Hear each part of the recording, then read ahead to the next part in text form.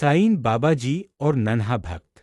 शिरडी गांव की सुबह हमेशा की तरह शांत और पवित्र थी। सूरज की पहली किरणें बाबा की मस्जिद की दीवारों को छू रही थीं। पक्षियों की चहचहाहट और दूर से आती आरती की ध्वनि वातावरण को भक्तिमय बना रही थी। साईं बाबा अपनी मस्जिद में धूनी के पास बैठे थे।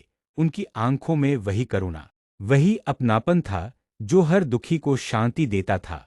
उसी गांव में एक छोटा सा लड़का रहता था, मोहन। मोहन बहुत गरीब परिवार से था। उसके पिता बीमार रहते थे और माँ दिनरात मेहनत करके घर चलाती थी। मोहन रोज स्कूल जाने से पहले बाबा की मस्जिद के बाहर खड़ा होकर उन्हें प्रणाम करता और कहता, बाबा आज का दिन अच्छा हो जाए।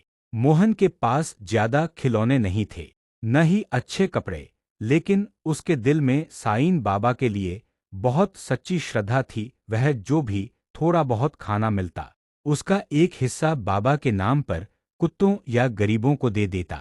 एक दिन मोहन बहुत उदास था। स्कूल की फीस भरने की आखिरी तारीख आ गई थी और उसके घर में एक भी पैसा नहीं था। अगर फीस न भरी जाती तो उसे स्कूल से निकाल दिया जाता। वह चुपचाप मस्जिद के कोने में बैठ गया। उसकी आंखों से आंसू बहने लगे। साईं बाबा सब देख रहे थे। उन्होंने मोहन को पास बुलाया और प्यार से पूछा, क्यों रे बच्चे, आज इतना दुखी क्यों है? मोहन ने रोते हुए कहा, बाबा मैं पढ़ना चाहता हूँ लेकिन मेरे पास फीस भरने के पैसे नहीं हैं। बाबा मुस्कुराए। उन्होंने मोहन के सिर पर हाथ रखा और कहा, अल्लाह सब देखता है, सब्र रख, सब ठीक होगा। मोहन को बाबा के शब्दों से थोड़ी तसल्ली मिली, लेकिन चिंता फिर भी मन में थी। वह घर चला गया।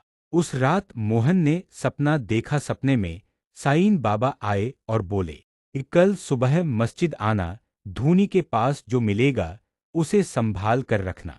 सुबह होते ही मोहन दौड़ता हुआ मस्जिद पहुंचा। उसने धूनी के पास देखा तो वहां एक छोटा सा कपड़े का थैला पड़ा था। थैले में कुछ सिक्के और थोड़े पैसे थे। मोहन घबरा गया और तुरंत बाबा के पास गया। बाबा ये किसके हैं? बाबा ने शांत स्वर में कहा, जिसे जरूरत होती है वही पाता है, डर मत, यह प्रसाद है। मोहन ने उन्हीं पैसों से अपनी स्कूल की फीस भर दी।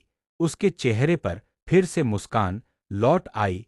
वह मन ही मन बाबा को धन्यवाद देता रहा। समय बीतता गया। मोहन पढ़ाई में बहुत अच्छा करने लगा।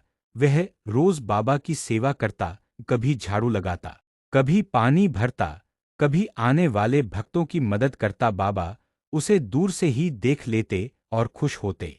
एक बार शिरडी में भयंकर सूखा पड़ गया। पानी की बहुत कमी हो गई। लोग परेशान थे, फसलें सूख रही थीं, जानवर प्यासे थे। गांव वालों ने साईं बाबा से प्रार्थना की। बाबा ने कहा, सब्र रखो, ईश्वर की कृपा होगी। उन्होंने मस्जिद के सामने एक पुराने कुएं की ओर इशारा किया और कहा, यहाँ खुदाई करवाओ। लोगों को भरोसा नहीं हुआ क्योंकि वह कुआं सालों से सूखा था, लेकिन बाबा के आदेश पर खुदाई हुई। कुछ ही समय में वहां से मीठा साफ पानी निकल आया। पूरा गांव खुश हो गया। यह बाबा का एक और चमत्कार था। मोहन यह सब देखकर और भी श्रद्धावान हो गया। उसने मन ही मन ठान लिया कि वह बड़ा होकर लोगों की मदद करेगा, जैसे बाबा करते हैं। सालों बाद मोहन पढ़ लिख कर एक अच्छा शिक्षक बन गया। वह गरीब बच्चों को मुफ्त पढ़ाने लगा। हर बच्चे को वह यही सिखाता, मेहनत करो, सच्चे रहो और भगवान पर भरोसा रखो। एक दिन मोहन फिर शिरडी आया। उसने मस्जिद में बैठकर आंखें बंद